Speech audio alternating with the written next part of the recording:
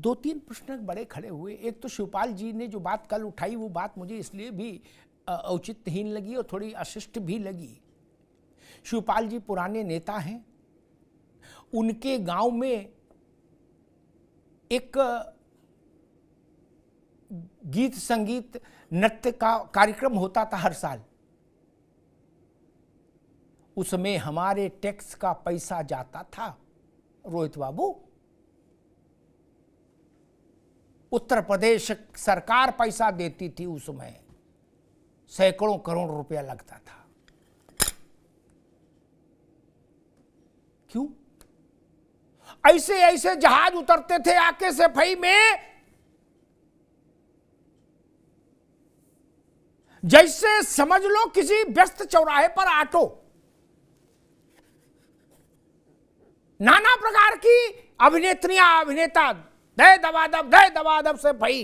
क्या उससे भारत मजबूत हो रहा था? अयोध्या पे आपत्ति है, बोले बताओ फूंक रहे पैसा। और अव्वल तो आपका पैसा नहीं, हमारा पैसा भैया। अगर इस देश के लोगों ने इतनी समर्पण निधि दी कि 8 दरवाजे सोने के लग रहे, मैं तो इस बात में भी प्रसन्न होता कि पूरा मंदिर स्वर्ण का बनता। नेता कौन होते हैं बहस करने वाले? नेता कौन होते भाई? आप अपने काम से काम नहीं रख सकते? आपने अपने घरों के बंगले नहीं देखे? आपकी तनख्वाह तो दुनिया को पता है, लाख 2 लाख 3 लाख 4 लाख, इससे ज्यादा तो नहीं होगी किसी की। और अपने यहां के राजमहल नहीं देखे? कैसे कैसे व्हाइट हाउस बना लिए, घर के अंदर जहाज उतर रहा। कहां से आया पैसा? वो लोग रामलला के मंदिर पर सवाल उठाएंगे जिनके पास कल तक साइकिल थी चलने के लिए। वो लोग सत्यनारायण की कथा में जाते हैं किसी के यहां तो प्राइवेट जेट से जा रहे हैं। कहां से आया पैसा? रामलला के लिए प्रश्न उठाएंगे। और जो बात ओपी सिंह ने कही, जो लोग ये कहते हैं कि वहां मेडिकल कॉलेज बन जाना चाहिए, इंजीनियरिंग कॉलेज बन जाना चाहिए, यूनिवर्सिटी बन जानी चाहिए अयोध्या में। भाई आजादी से पहले छोड़ो, 47 में तो देश आजाद हो गया। University, medical college, engineering college, homeopathic college, यूनानी दवाखाना सब क्यों नहीं खुलवाया अयोध्या में? डॉक्टर ने रोका था, पुलिस ने मना किया था। क्या कांग्रेस इस पाप से बरी हो सकती है? इकबाल अंसारी ने सही सवाल पूछा है। उन्होंने कहा कि क्या रोक थी सड़क बनवाने पर, हवाई अड्डा बनवाने पर, मेडिकल कॉलेज बनवाने पर? नहीं रोक थी ना। गोविंद बल्लभ पंत से लेकर नारायण दत्त तिवारी तक क्या कर रहे थे? लूडो खेल रहे थे सब लोग। गोविंद बल्लभ पंत से लेकर नारायण दत्त तिवारी तक, मुलायम सिंह जी से लेकर अखिलेश यादव तक, और 4 बार मायावती जी। क्यों? आपको अयोध्या नहीं दिखा किसी को? वहां 6 लेन 4 लेन हाईवे बनाता तो कोई रोक रहा था? इसीलिए आपके कहे में वजन नहीं है, विश्वसनीयता समाप्त हो गई। पहले कहा न्योता आएगा, न्योता नहीं आएगा, न्योता आ गया, बोले पचा न्योता आएगा तो जाएंगे। अब कह रहे रामलला आए बुलाएंगे तो जाएंगे।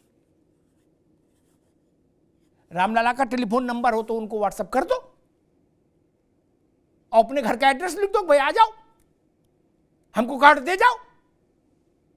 कैसी स्थिति हो गई भाई? ये सर्दी का असर है क्या? कैसे कैसी बातें बोल रहे हो सब लोग? ये तर्क ठीक नहीं है। अब अजय राय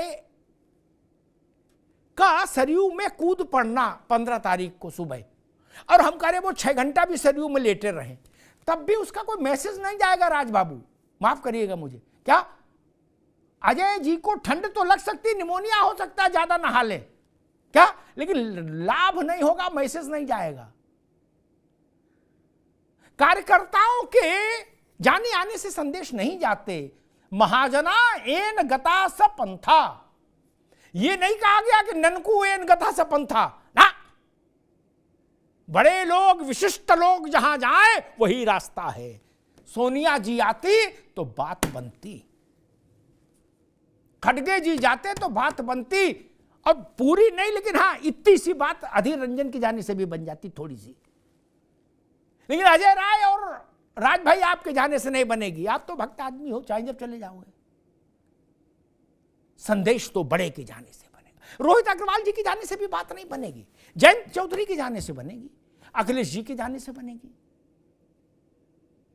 मैं तो समझ ही नहीं पा रहा, आप टीले वाली मस्जिद में जा सकते हो सालाना आधार पर, रामलला के पास नहीं जाएंगे। टीले वाली मस्जिद में कार्ड कौन देता है आपको? मैं नाम भी ले सकता हूं, लूंगा नहीं। वहां से निमंत्रण आता है ना, कौन देता है? आदमी देता है ना कोई कार्ड।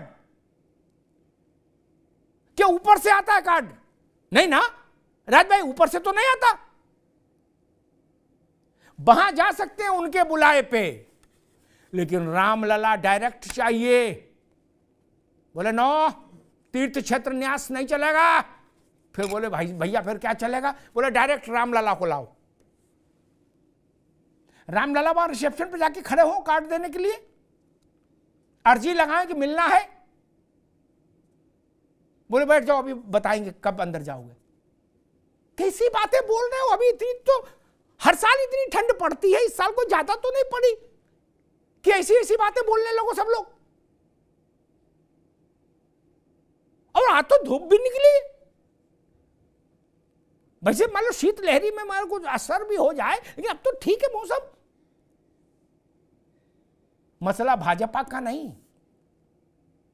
नरसिंह राव जी ने मुझसे कहा था जब वो प्रधानमंत्री पद से मुक्त हो गए थे कि मैं अपनी पार्टी को समझाता रहा कि भाजपा से लड़िए लेकिन राम से मत लड़िए।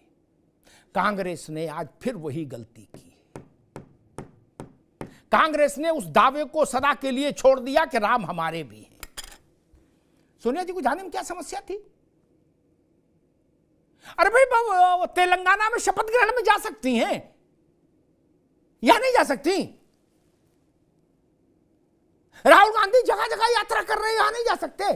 खड़गे जी नहीं जा सकते। अभी न्याय यात्रा में चलोगे ना सब लोग, अयोध्या यात्रा नहीं कर सकते। अपनी यात्रा कर सकते हैं, राम के लिए यात्रा नहीं कर सकते। और मित्र, इस बात का कोई उत्तर नहीं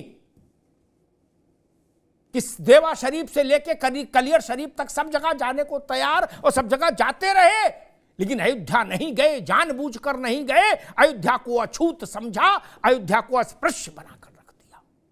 ठीक बात कही यतीमा ने। भगवान राम ने तो 14 वर्ष का वनवास काटा, अयोध्या ने 550 वर्ष का वनवास काटा।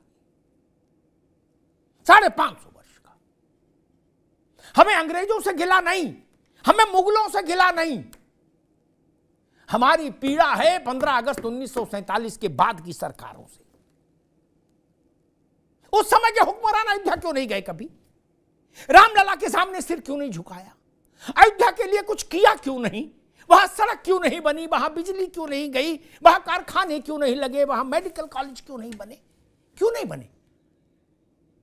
इस पाप की जिम्मेदारी गोविंद बल्लभ पंत से लेके नरेंद्र तिवारी तक कांग्रेस के खाते में जाती है कि नहीं जाती है?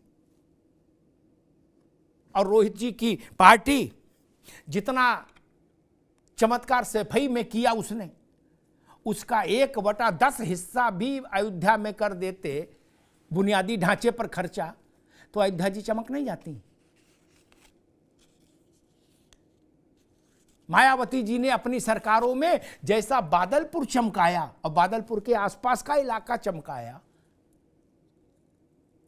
वैसा अयोध्या में नहीं कर सकती थी क्या? किसी कोर्ट का रोक तो थी नहीं किया।